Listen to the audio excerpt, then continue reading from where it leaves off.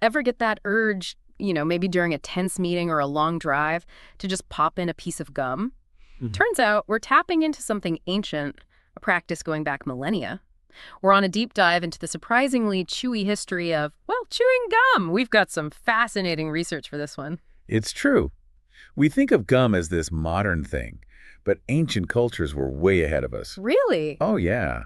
Imagine the ancient Greeks chewing on mastic gum, basically a resin from trees, thousands of years ago. So when I'm chewing gum, I'm basically like chomping on tree sap. Well, not exactly sap, but you're closer than you think. The Mayans also were early adopters. But for them, chewing chicle from sapodilla trees wasn't just a habit, it was part of their rituals and customs. Wow. Okay, now that's blowing my mind. Something we buy at the checkout counter was once a, sacred substance. It really puts things in perspective, doesn't it? It does. Okay, so from ancient rituals and tree goo, how did we get to the modern gum industry? Straight line from forest to factory. Not quite. The 19th century, that was a turning point for chewing gum. Inventors were experimenting, trying to, replicate those natural resins, but on a larger scale. I bet there were some interesting attempts along the way. Oh, there were some duds for sure. Imagine, early attempts used paraffin wax as a base. Paraffin wax, not exactly making my mouth water. Definitely not. But hey, those experiments were stepping stones. Right, gotta start somewhere. Exactly. Yeah. They helped make gum affordable, accessible, and then the game changer mass production. Companies like Wrigley's came along and boom, chewing gum wasn't niche anymore, it was everywhere. Wow. It's incredible, something so common, right?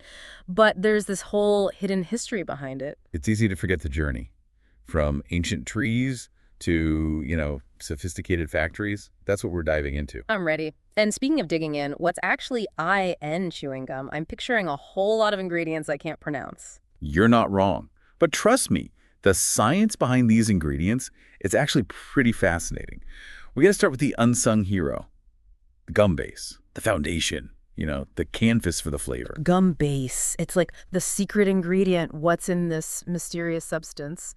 Top secret formula. Well, maybe not top secret, but it's a blend. We're talking polymers, resins, waxes working together for that chew. Look, the breaking it down polymers, those are like... Think of them like long chains of molecules. They give gum its elasticity.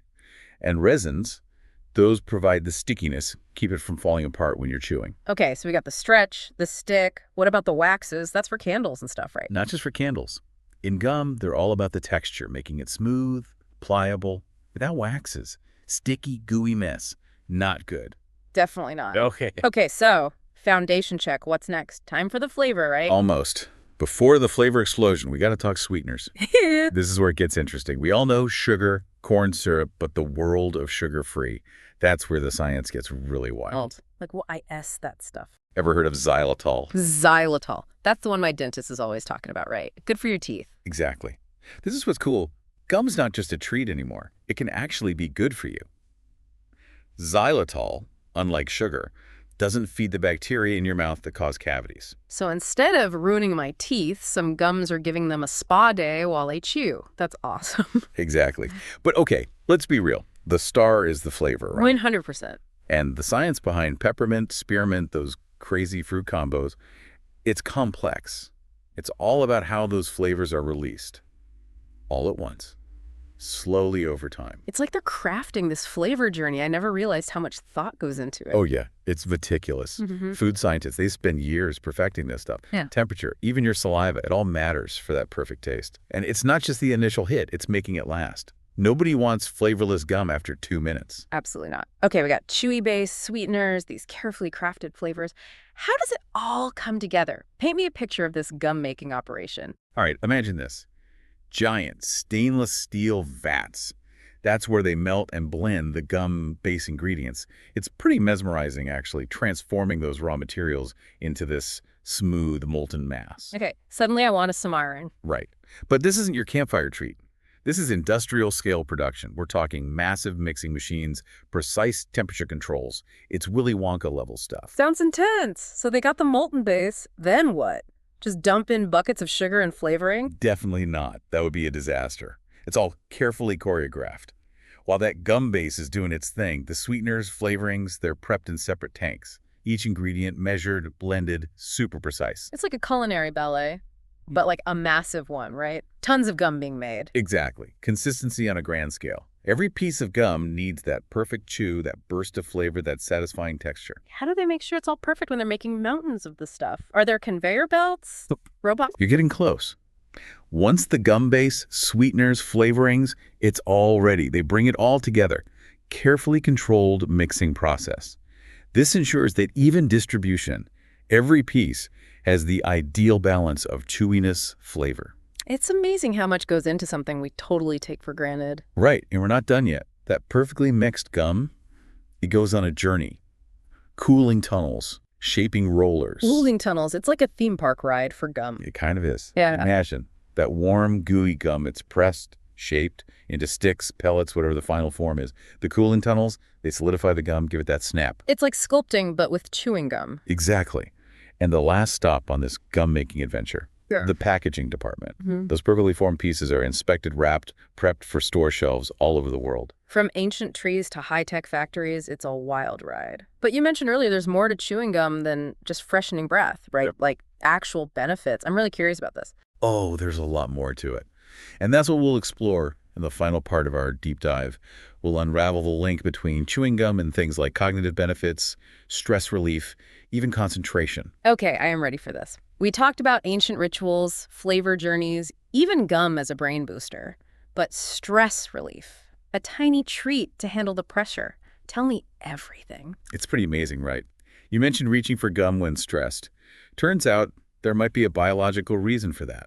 Some studies are showing chewing gum could lower cortisol levels. Cortisol, that's right. Yeah, your stress hormone. The one that makes you tense, on edge. Okay, so chewing gum is like a mini vacation for my brain then. Those cortisol molecules just gone. Well, not quite that simple. Yeah. But the idea is right. The act of chewing, especially that rhythm, it seems to calm things down. And then add in those flavors, the mint especially. Right, like a signal to your brain, chill out, we're good. I've definitely noticed that a piece of gum helps me focus when things are hectic. That's what researchers are finding too. Some studies show chewing gum can actually improve how you do on tasks that need you to pay attention for a long time. You know, those detail-oriented projects we all have. So ditch the coffee, grab the gum. That's wild. But seriously, are there downsides? Like, too much of a good thing? Like anything, moderation, right? Too much gum, some people get jaw fatigue, headaches. And if you've got a sensitive stomach, those artificial sweeteners, they might not be your friend. Good point. Gotta listen to your body.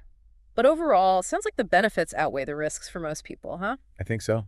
And the future research is exciting. We've talked individual benefits, but imagine the impact on a larger scale. What do you mean? Think about it. If chewing gum helps people focus, manage stress, could it help with productivity at work? What about in schools? Could it help kids learn better? Wow, I never even thought about that. Now this little stick of gum feels like it could change the world. It's something to consider, right? Uh-huh. From those ancient traditions to the science of today, chewing gum, it's full of surprises. It really is. I don't think I can look at a pack of gum the same way again. This deep dive, it's been incredible, eye-opening. I agree. Sometimes it's those everyday things that have the most fascinating stories. Absolutely. Who knows what other hidden wonders are out there just waiting for us to discover them. Maybe in the most ordinary parts of our lives. Something to think about next time you're chewing on a piece of gum.